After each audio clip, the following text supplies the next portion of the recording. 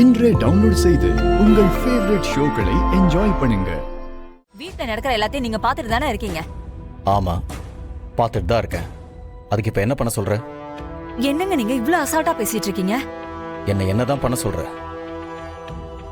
மித்ராவை பத்தி உனக்கு தெரியாதா? எனக்கு கூட தான் பாரதியோட ஃபேமிலி இங்க ஸ்டே பண்றது சுத்தமா பிடிக்கல. ஆனா இது ஆதியும் மித்ராவும் சேர்ந்து எடுத்த முடிவு. அதை என்னால மாத்தவும் முடியாது, அப்படி மாத்துறதுல எனக்கு விருப்பமும் கிடையாது. இது எல்லாத்துக்கும் மேல ஆதி மித்ராவை நம்புறான், கண்மூடித்தனமா நம்புறான். ஐயோ, நான் மித்ரா எடுத்த முடிவுல ஆதிக்கும் பாரதிக்கும் நடுவுல ஏதாவது தப்பு நடந்துருமோன்னு நான் பயப்படல. அப்புறம் என்ன உனக்கு பிரச்சனை? ஏங்க, நம்ம வீட்ல கல்யாண வயசுல இன்னொரு பொண்ணு இருக்கா. அந்த வீட்ல இருந்து ஒரு வயசு பையன் வந்திருக்கான். அத பத்தி யோசிக்க மாட்டீங்களா? அவிய சொல்றியா? பைத்தியக்காரி. அவ என்ன விட மித்ராவை விட தெளிவானவ. அவளுக்கு அவ ரேஞ்ச் என்னன்னு தெரியும். வேலைக்காரங்களை வீட்டுக்குள்ள விட்டாதான் வீடு சுத்தமாகும்னு நினைக்கிறவா அபி. அதுக்காக வீட்டுக்குள்ளேயே வச்சுக்கணும்னு நினைக்க மாட்டா. ஹே, தேவையில்லாம பேசி கண்டபடி யோசிக்காம தூங்கு. காலையில எனக்கு நிறைய ஒர்க் இருக்கு. சரிடி, மீதியா நம்ம நாளைக்கு பேசிக்கலாம். Okay, good night.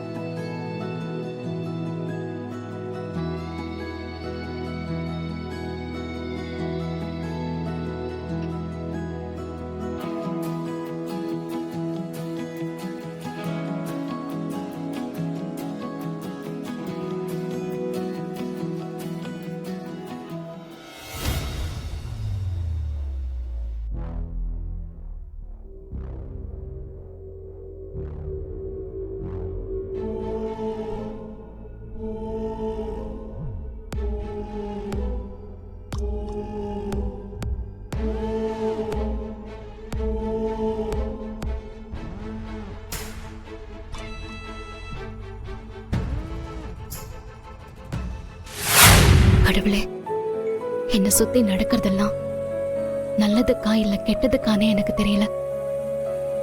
ஆனா இது எதுவும் என் குழந்தையோட உயிருக்கு ஆபத்தா வந்துடக்கூடாது. ஆதித்யாவுக்கு நல்லபடியா ஆபரேஷன் நடக்கணும், அவன் முழுசா குணமாகணும். அதை தவிர வேற எதுவும் நான் உன்கிட்ட கேட்க போறதில்ல. அதுக்கு மட்டும் எந்த தடங்களும் வராம நீதான் பாத்துக்கணும்.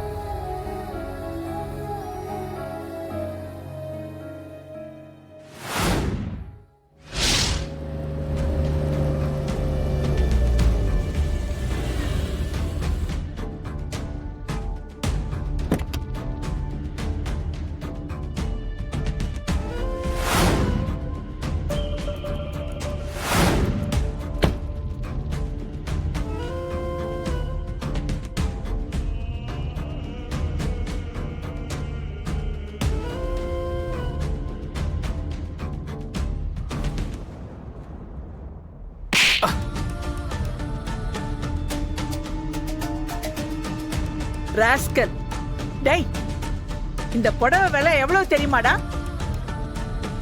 உன்னோட 5 மாச சம்பளம். சாரி மேடம், கவனிக்கல.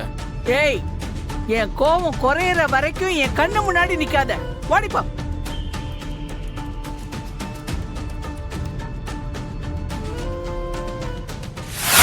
எனக்கு என்னமோ இதெல்லாம் தானா நடக்கிற மாதிரி ஒண்ணும் தெரியல. இதெல்லாம் அந்த மித்ரா பண்ற வேலை மாதிரி தான் தெரியுது. ஆரம்பிச்சிட்டீங்களா? அப்படிலாம் ஒண்ணும் இருக்காது. இப்படியே எல்லாரையும் நம்பிட்டு இரு. இங்க பாருங்க பாட்டி, நீங்க சொன்ன மாதிரி மித்ரா இதெல்லாம் வேணும்னே பண்ணாலும் பரவாயில்ல. ஏன்னா ஆதித்யாவுக்கு ஆபரேஷன் முடியற வரைக்கும் அவங்க என்ன பண்ணாலும் நான் பொறுத்துக்குவேன். நீங்களும் பொறுத்துதான் ஆகணும்.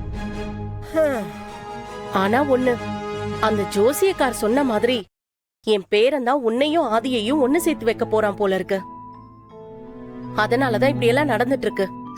சும்மா இருங்கம்மா. ஒண்ணு சேரணும்னு இருந்திருந்தா எப்போவோ ஒண்ணு சேர்ந்திருப்போம். கடவுள் கணக்கு அது இல்ல. நீ ஏதோ கடவுள் கூட இருந்து பார்த்த மாதிரி பேசிட்டு இருக்க. நீ வேணும்னா பாரு, நாம இப்படி ஆதி பக்கத்துல இருக்கறதால அவனுக்கு கண்டிப்பா பழசெல்லாம் ஞாபகம் வந்து ஒரு நாள் உன்கிட்ட வந்து நிப்பான்.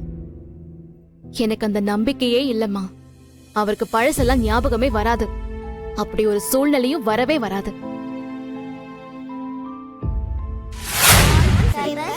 பார்த்துட்டு மறக்காம உங்களை கூப்பிடுறேன்.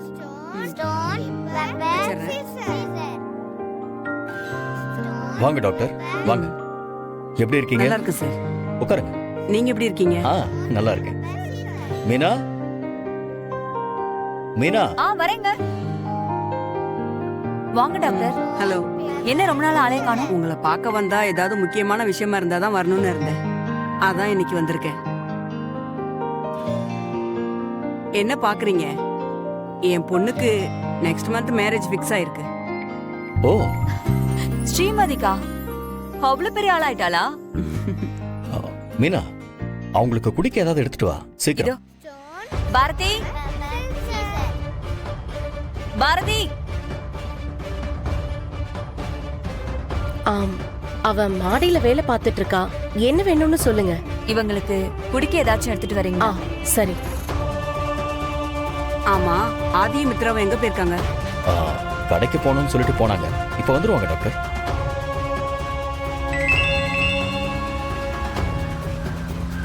ஹலோ. ஹலோ மித்ரா.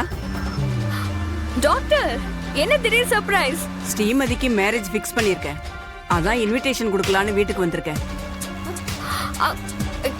என்னது, வீட்டுக்கே வந்துட்டீங்களா? ஆமா மித்ரா, வீட்ல தான் இருக்கேன். நீ எங்க இருக்க? நான் வந்துட்டு இருக்கேன்.